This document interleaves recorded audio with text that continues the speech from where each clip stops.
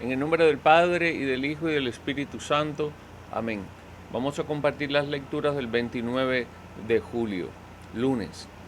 Yo no sé si a ustedes le- les gustaría, no sé, ahora que estamos conversando acerca de las lecturas diarias, que aparezca el texto, porque yo lo que uso es el texto que aparece en las lecturas diarias de la Conferencia de Obispos Católicos de Estados Unidos. Ahí aparece Biblia y aparece la lectura del día. Lo bueno sería, que es una de las intenciones, por eso siempre al principio digo el texto bíblico que vamos a usar para que usted en la casa pueda buscar la Biblia y tenerla adelante, porque yo voy siguiendo verso por verso y voy leyendo y haciendo comentarios, leyendo y haciendo comentarios. Hay otras personas que leen todo y hacen un comentario al final. Yo leo el texto y hago comentarios. Entonces, yo no sé qué te parece. No sé, me puedes escribir por el mensaje que aparece allí en YouTube, por los mensajes de texto que aparecen en YouTube, y dame tu comentario, porque pudiéramos estar aquí y que el texto salga en esta parte de acá. Pudiéramos hacer ese trabajo de edición. O lo otro sería que tú buscaras tu propia Biblia y leyeras el texto mientras nosotros estamos conversando, o buscarlo en la página de la Conferencia de Obispos Católicos de Estados Unidos.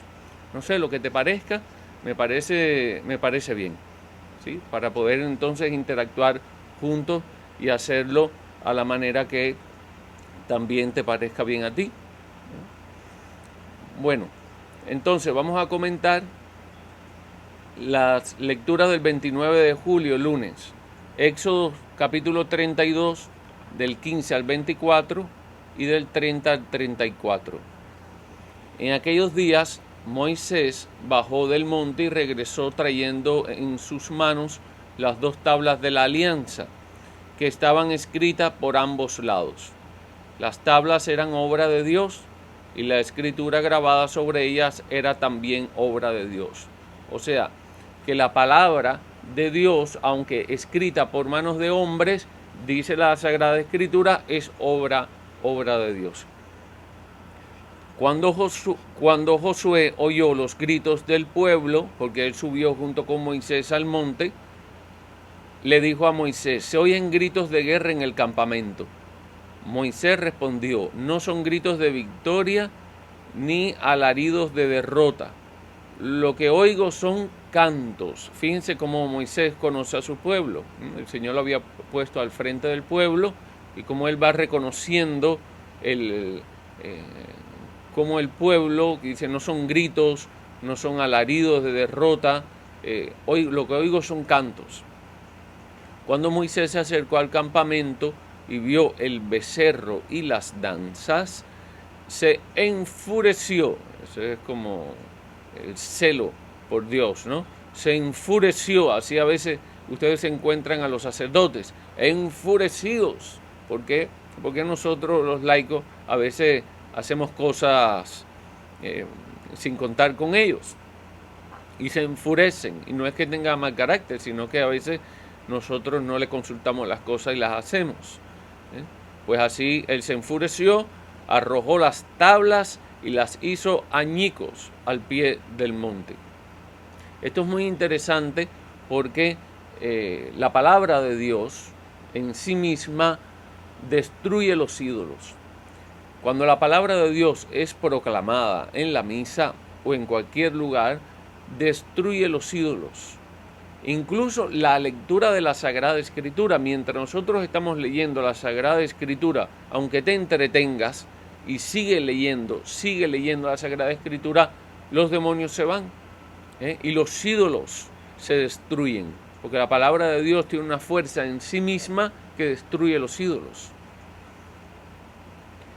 Por eso, si tú te sientes muy tentado, si tú te sientes que lo necesitas, lee la palabra de Dios.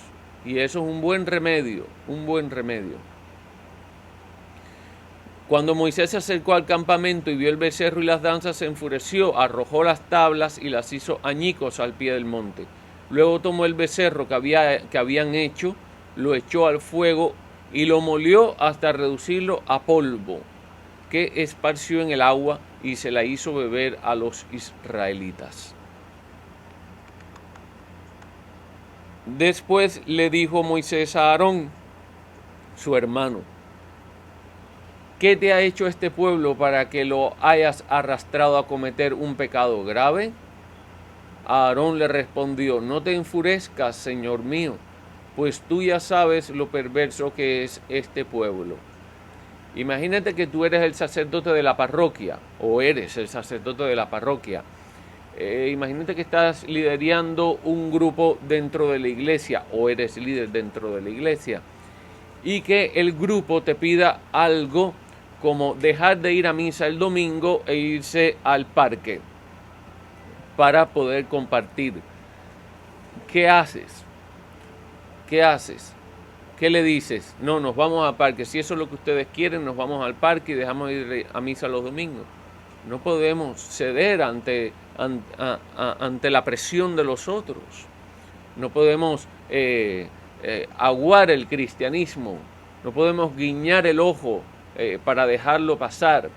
No, debemos guiar sin temor al pueblo de Dios, aunque alguien quiera o algunos quieran hacer otra cosa que no es lo que la iglesia nos aconseja, pero nosotros debemos ponernos firmes y profetizar, decir lo que el Señor quiere para cada uno de nosotros. Entonces,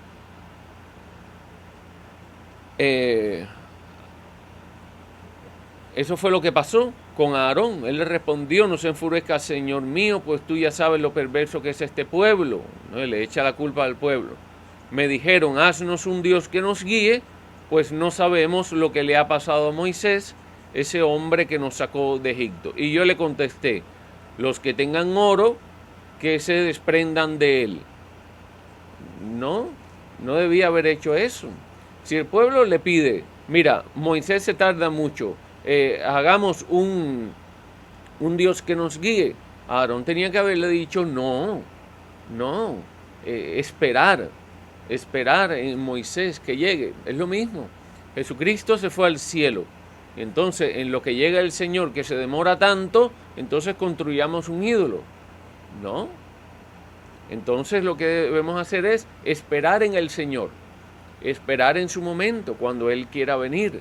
Asimismo, el pueblo de Israel debía haber esperado. Pero nosotros no nos gusta esperar, nosotros queremos las cosas ahora, rapidito. Y el cristianismo es muy diferente, ¿verdad? El cristianismo es muy diferente a esas religiones que te dan las cosas ahora, ¿sí? El cristianismo debemos esperar. El cristianismo no es para niños malcriados como nosotros, que queremos las cosas ya y ahora. El cristianismo hay que esperar en Dios, que Dios haga la obra, que intervenga en su momento.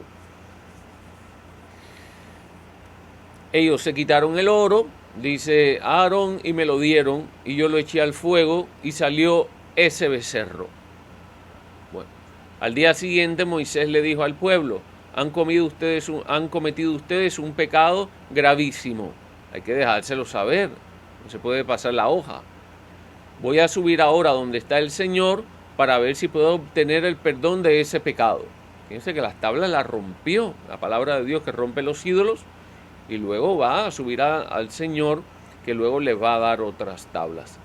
Así pues, fue Moisés a donde estaba el Señor y le dijo: ciertamente este pueblo ha cometido un pecado gravísimo al hacerse un Dios de oro. Cuando la palabra dice un Dios de oro, ese Dios va con minúscula. Cuando se refiere a Dios, nuestro Padre, es con mayúscula. Pero un Dios de ídolo, entonces lo ponemos con minúscula. Pero ahora, Señor, te ruego que le perdone su pecado o que me borres a mí de tu libro que has escrito. Fíjense qué celo y qué amor tan fuerte que Él es, ¿verdad? De exigir lo que quiere el Señor, pero a la vez tiene un corazón tan tierno que le pide a Dios que perdone al pueblo, que lo perdone. Y dice: y si no lo vas a perdonar, mira, bórrame a mí del libro de la vida, del libro que has escrito con nuestros nombres? Y el Señor, que ama tanto a Moisés y ama tanto a la humanidad, siempre nos da a nosotros una nueva oportunidad. El Señor respondió: al que haya pecado contra mí, lo borraré de mi libro. O sea que el pecado tiene sus consecuencias. El Señor está dispuesto a perdonarnos, pero si una persona se mantiene en el pecado, no es un castigo del Señor, es que nosotros mismos hemos decidido conscientemente el alejarnos de Dios. Y el quien se aleja de Dios entra en el infierno. Ahora ve y conduce al pueblo al lugar que te he dicho, y mi ángel irá delante de ti. Pero cuando llegue el día de mi venganza, les pediré cuentas de su pecado. En el Salmo 105 dice: perdona, Señor, las culpas de tu pueblo. Una oración de intercesión. En el Horeb se hicieron un becerro, dice el Salmo 105. Un ídolo de oro, lo adoraron. Cambiaron al Dios que era su gloria por la imagen de un buey que come pasto. Fíjense qué violento la imagen, ¿no? Porque la idolatría es poner algo o a alguien en el lugar de Dios. Continúa el Salmo 105, se olvidaron del Dios que los salvó, que hizo portentos en Egipto. Y realmente nosotros pecamos porque olvidamos a Dios, olvidamos lo que el Señor ha hecho por nosotros. Dice: en la tierra de Cam, 1000 maravillas, y en las aguas del Mar Rojo sus prodigios. Olvidamos todo eso. Por eso hablaba Dios de aniquilarlos. Pero Moisés, que era su elegido, se interpuso a fin de que en su cólera no fuera el Señor a destruirnos. Dios quiera que muchos de ustedes también intercedan por su familia, que le pidan a Dios por la familia de ustedes que no va a la iglesia o que no cree en Dios, por su comunidad, por las personas, y sobre todo pedir por nuestra propia conversión. En el Salmo de hoy, en el Evangelio de hoy, Juan 11, 19, 27, hoy estamos celebrando la fiesta de Santa Marta. Santa Marta era la amiga de Jesús, hermana de María y hermana de Lázaro. Lázaro, Marta y María eran amigos de Cristo. Ahí el valor de la amistad, porque Jesucristo tenía sus 12 apóstoles, sus 12 discípulos, que luego los va a enviar. Pero él también tenía sus amigos. Jesucristo iba a Jerusalén todos los años, pero se quedaba allí en la casa de Lázaro, de Marta y de María. Ellos eran sus amigos. Y en aquel tiempo, dice Juan 11, del 19 al 27, en aquel tiempo muchos judíos habían ido a ver a Marta y a María para consolarlas por la muerte de su hermano Lázaro. Apenas oyó Marta que Jesús llegaba, salió a su encuentro.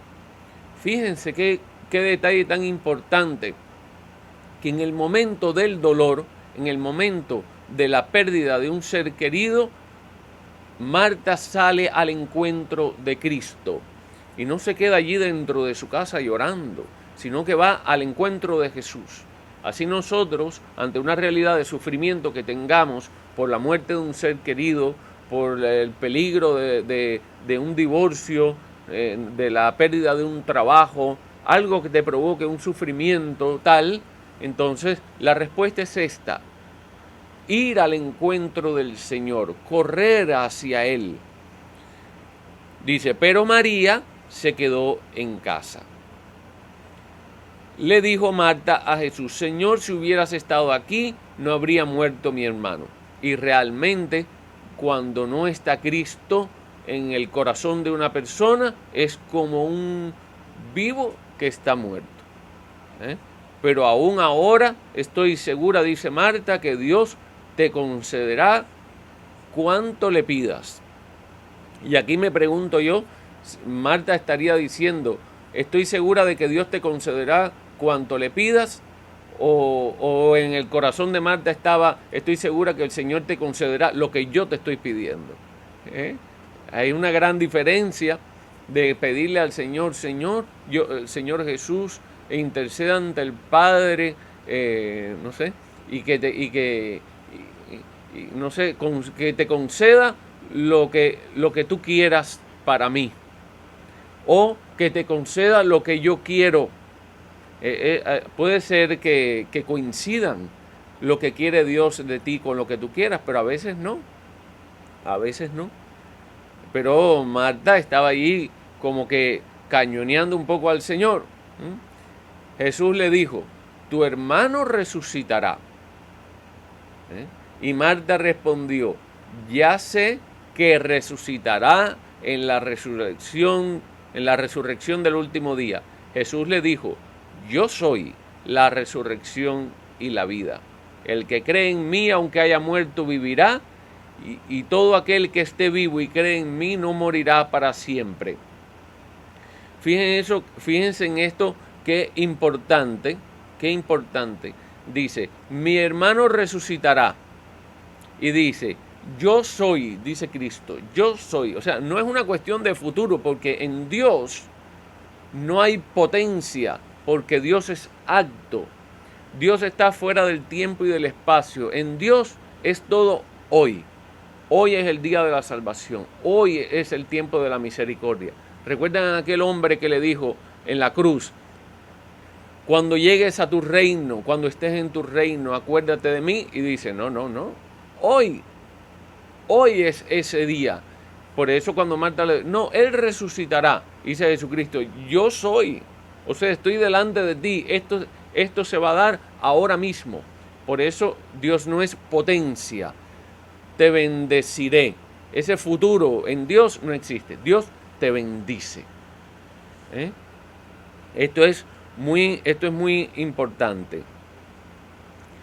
Ahora lo otro clave aquí es la pregunta de Jesús. ¿Tú crees lo que yo te estoy diciendo? ¿Tú crees que tu hermano va a resucitar?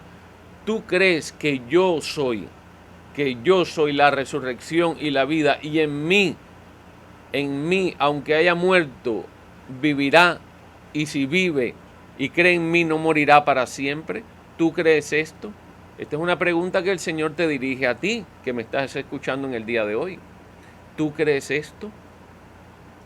Es muy importante esta pregunta, porque si no, esto se convierte en una historia del pasado. Ella le contestó, sí, Señor, creo firmemente que tú eres el Mesías, el Hijo de Dios, el que tenía que venir al mundo. Esta, mis queridos hermanos, es la fe de la iglesia, que la iglesia pone, la comunidad cristiana pone en boca de Marta. Esta es la fe de la iglesia, en la que Marta dice, creo firmemente que tú eres el Mesías, el Hijo de Dios, el que tenía que venir al mundo. Fíjense, hay un detalle aquí, antes de terminar la lectura del oficio de lectura de hoy, que es una homilía de San Agustín, que dice, no te sepa mal, dice San Agustín, no te sepa mal, no te quejes por haber nacido en un tiempo en que ya no puedes ver al Señor en carne y hueso. Esto no te priva de aquel honor, ya que el mismo Señor afirma lo siguiente, ¿verdad? Que quien me recibe a mí, recibe a quien me envió. Y esto es importantísimo. ¿Por qué? Porque el Señor quiere también ser tu amigo. El Señor también quiere alojarse en tu casa. Así como lo recibía Marta, María y Lázaro, el Señor quiere entrar en tu casa, pasar la noche en tu casa, sobre todo en aquellos momentos de oscuridad de nuestra vida. El Señor, así como en la casa de Zaqueo, quiere quedarse. Hoy ha llegado la salvación a tu casa y tú también puedes ser Marta. Que Dios te bendiga. En el nombre del Padre, y del Hijo, y del Espíritu Santo. Amén.